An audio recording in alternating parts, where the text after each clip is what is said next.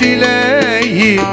Haydi durma gel bana, ömrümün kelebeği.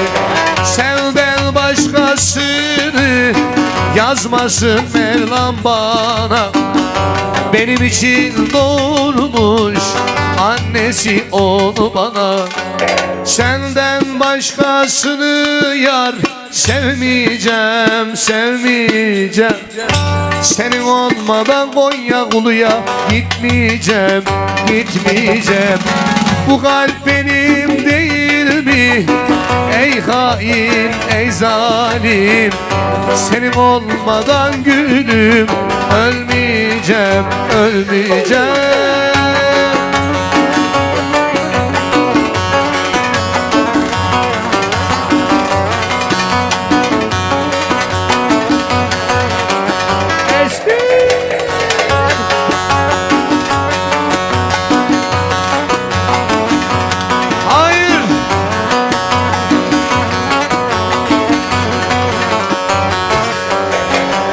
Can yakıyor bakışın, kapkaradır gözleri.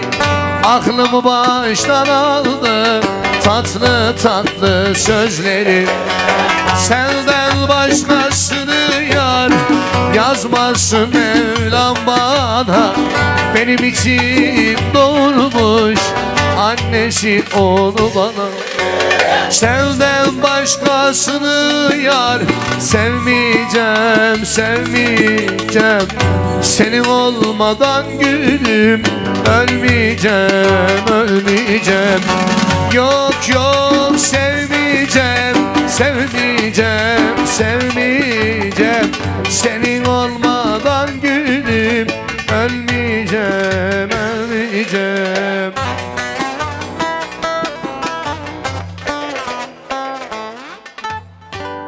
Teşekkür ediyoruz bayanlar, harikaydınız.